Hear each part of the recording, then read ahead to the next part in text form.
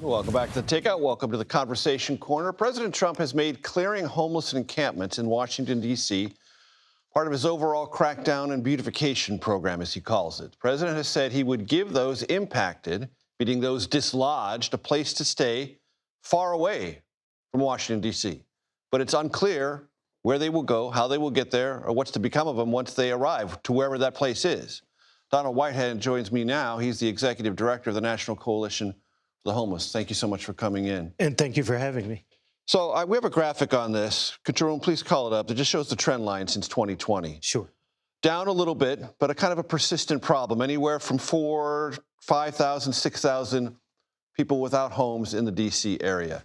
The implication from the president is that vagrancy is a crime and that they should be swept up and moved someplace else. Do you have any idea what the implications, the hard answers to these very persistent questions will be based on what you've heard from the White House? Really, we haven't heard very much from the White House about where the question you asked originally, where people will go, what's going to happen to them. We know for sure there's not enough shelter. Congrats to the D.C. shelter service system. They've expanded the shelter to kind of accommodate the need for people right now. But there's not enough shelter.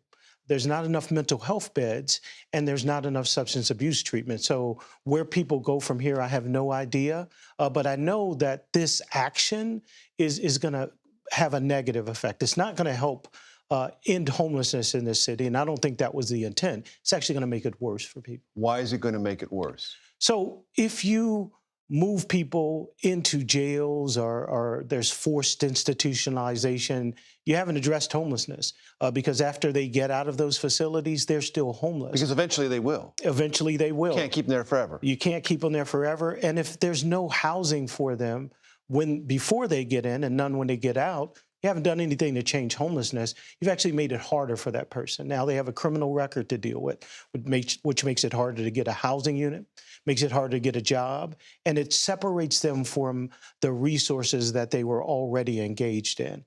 So the money you spent for outreach or for any kind of program, it's just out the window. And in this city or in any urban environment where people see tents springing up, they sometimes have a natural reaction like, where did that come from? And what does that mean? And where did all the tents, when did we become a tent city? Today, you were near the Kennedy Center where there was a bulldozing operation. Tell my audience what you saw. Well, I saw what we typically see in what I call raids. I don't call them, they call them sweeps, I call them raids. You don't sweep people. So these raids, and this raid today, bulldozers came in, they picked up people's belongings. I saw microwaves and cooking utensils, tents that people lived in, all of their meager belongings. People had to work really hard to get those things. And in a second, they were swept up. Now, luckily this time nobody got killed. So we've seen in Atlanta, we've seen here in D.C., where when they did one of these raids, somebody got picked up in that bulldozer. So, there was a lot of community support for people, making sure that that didn't happen, making sure that those belongings that they did get to gather were still with them once they had to move on to another location. And to your point, moving on from another location, meaning away from the Kennedy Center, doesn't eliminate the problem.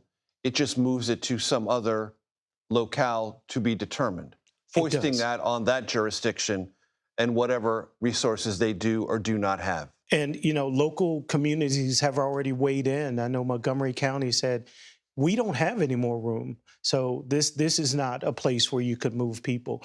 The other thing it does, again, I talked about this a little bit. So there are outreach workers, really good outreach workers in the city in Washington, D.C. And those outreach workers are connected. And sometimes those engagements take years. And when you move that person away, those resources are wasted and that engagement is lost and it has to be recreated. Right. And that connection disappears. It disappears, and it also puts them in harm's way. With all sorts of downstream consequences, almost none of them good. Donald Whitehead, I appreciate you coming in very much. Thank you so much for having me.